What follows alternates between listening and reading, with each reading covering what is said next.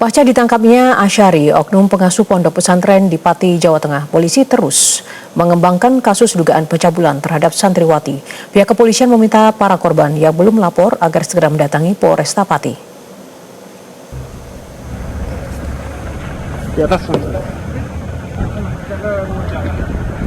Polisi kini mendalami kemungkinan adanya keterlibatan pihak lain sekaligus menelusuri jumlah korban dalam kasus ini. Kasat Reskrim Polresta Pati Kompol Dika Hadian mengatakan penyidik masih terus memeriksa tersangka guna mengembangkan perkara. Selain mendalami kemungkinan adanya pelaku lain, polisi juga fokus menelusuri dugaan adanya korban tambahan. Pihak kepolisian pun mengimbau para korban yang belum melapor agar segera datang ke Polresta Pati dan memastikan identitas dan keamanan korban akan dijaga. Hingga kini baru 5 korban yang melapor ke pihak kepolisian dan dari jumlah tersebut 3 korban diketahui mencabut laporannya. Meski demikian, proses hukum terhadap tersangka tetap berlanjut.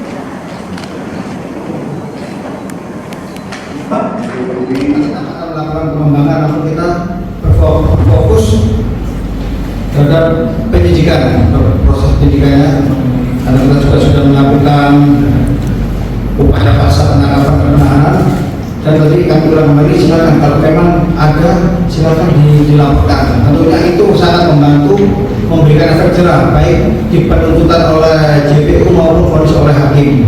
Jadi kami tetap akan melakukan pengembangan terkait jumlah korban. Pelarian tersangka dugaan pencabulan terhadap sejumlah santriwati di Kabupaten Pati, Jawa Tengah akhirnya berakhir. Tersangka ditangkap jajaran Satreskrim Polresta Pati di sebuah petilasan di Wonogiri, Jawa Tengah. Atas kejadian ini, Kementerian Agama Kabupaten Pati mencabut izin pondok pesantren tersebut.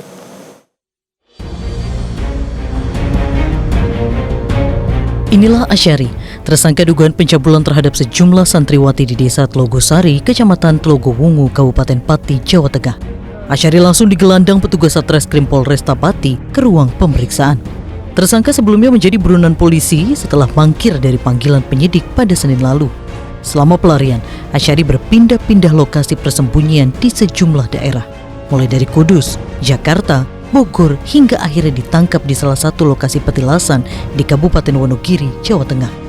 Jadi dari awal 1 sampai 2 tempat itu selalu ke tempat-tempat petilasan, pemakaman keramat atau pemandian apa. Jadi kita mengikuti jejak yang bersangkutan, dan alhamdulillah di tiap yang tempat yang bersangkutan datangi selalu mendapatkan petunjuk. Atas kejadian ini, Kementerian Agama Kabupaten Pati mencabut izin pondok pesantren tersebut. Agama tidak memberikan toleransi sedikit pun terhadap pelaku tindak kekerasan seksual.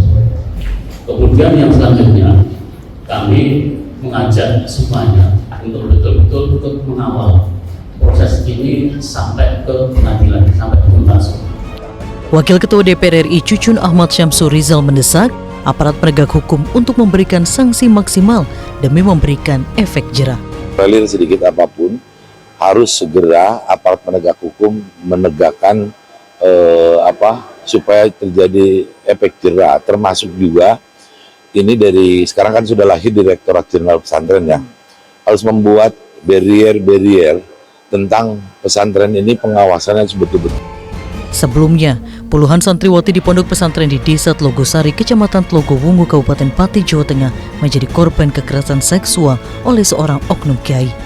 Mayoritas korban disebut merupakan anak yatim piatu dan berasal dari keluarga kurang mampu yang menempuh pendidikan di pondok pesantren.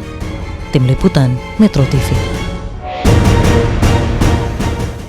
Jelajahi cara baru mendapatkan informasi. Download Metro TV Extend sekarang.